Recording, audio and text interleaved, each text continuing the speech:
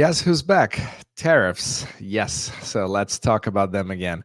Of course, you're going to be able to follow in the media what is happening. So Trump is just sending many tariff letters to several countries, but especially in Asia. So Cambodia 36%, Thailand 36, Bangladesh 35, Serbia, Indonesia.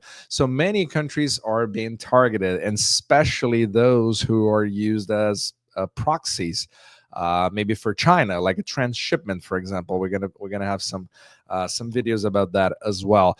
But instead of just reporting the news, you can for sure check that on the media. So let's talk about Japan, because Japan is in a pretty interesting situation, so a pretty tricky situation, and it's extremely important for the worldwide liquidity, since they are the biggest the second largest distributors of dollars around the world. So first off, it's important for us to get some perspective. So Japan was what has been hit pretty bad, especially on car exports to North America, because they dropped 12% only in May, so month after month, which is extreme. And this follows a 4.5% decrease in April. And Japanese cars, whoever lives in the US knows exactly how important they are, like Honda, Toyota, right? And this post here suggests that those automakers were slashing export prices, trying to offset those impacts from tariffs. So they were, of course, regardless of your stance on tariffs, who pays it or who doesn't pay, inflationary, not inflationary, it's for sure, it hits the United States, but it hits Japan pretty bad as well, and they are dependent on those dollars coming in from exports.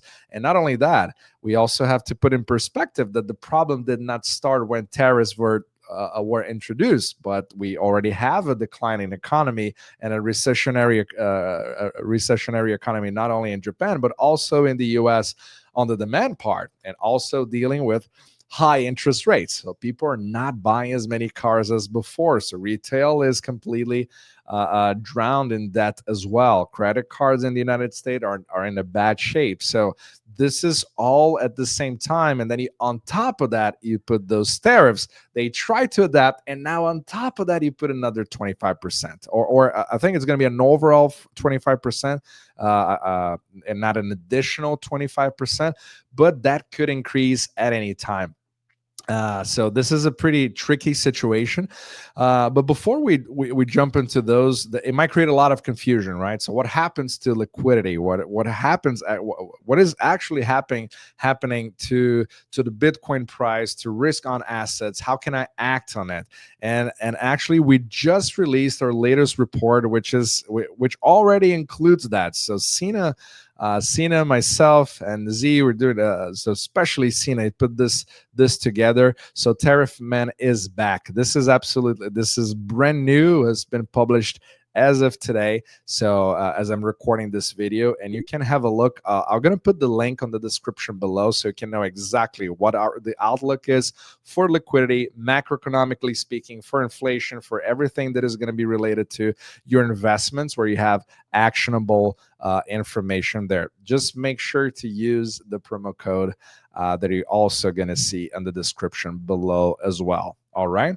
So let's before we continue, let's just check a few things, important things on the Japanese on Japanese bonds, because they are still on a higher trend here, which is one of the biggest concerns for Japan, because they need to stabilize the bond market. They have been performing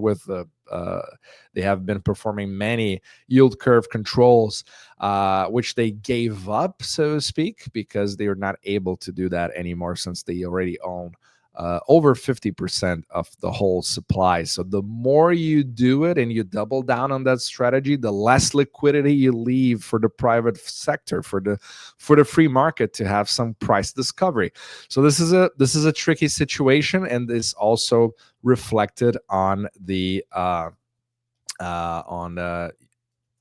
on the yen on JPY. Let me put it over here as well for you to see.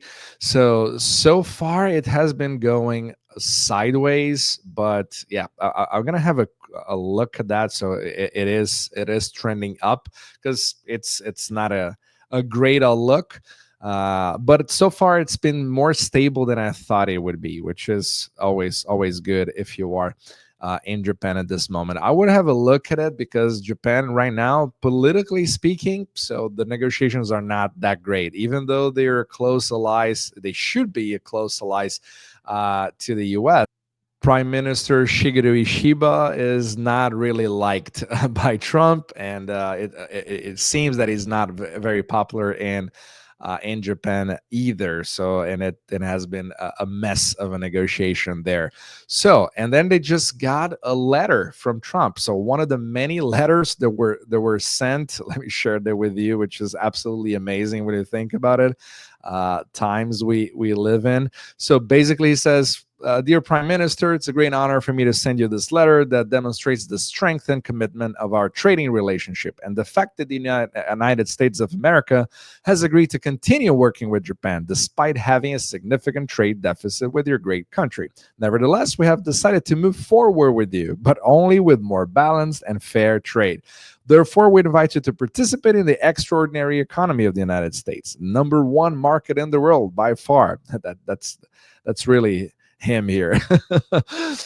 We have had years to discuss our trading relationship, yada yada. But the most important part here, our relationship has been unfortunately far from reciprocal. Starting on August 1st, we will charge Japan a tariff of only 25% on any and all Japanese products sent to the United States, separate from all sector tariffs. Goods, this is important, goods transshipped to evade a higher tariff will be subject to that higher tariff. Please understand that the 25% number is far less than what is needed to eliminate the trade deficit disparity we have with your country. As you're aware, there will be no tariff if Japan or companies within your country decide to build or manufacture product within the United States. And in fact, we'll do everything possible to give approvals quickly, professional, and routinely. In other words, in a matter of weeks. So basically, he's saying, of course, this is a kind of a template that he's sending to other countries as well.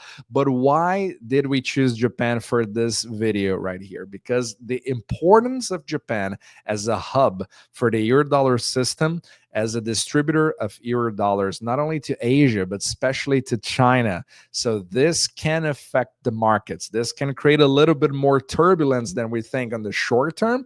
But still, you have to remember all the fiscal deficits in the United States, the one big beautiful bill that it's just going to provide more and more stimulus via fiscal to the economy.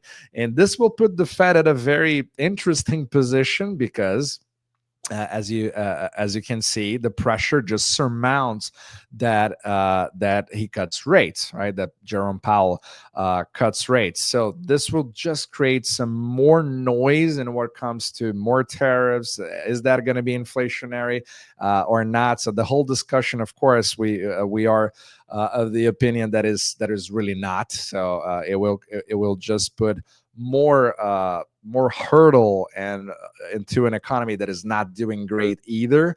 So this over time is deflationary, and actually you can kind of see that if you go to Trueflation, for example.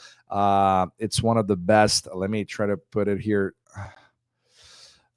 So if you see the latest, let me check the latest Trueflation. Let me share that with you. So yeah, basically you can see that it has recently dropped to 175%.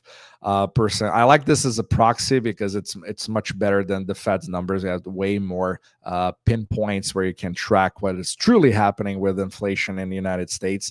So you see that based on here, we already got to that 2%, so to speak, right? Which is a completely arbitrary number as well by itself. So that's a story for another video.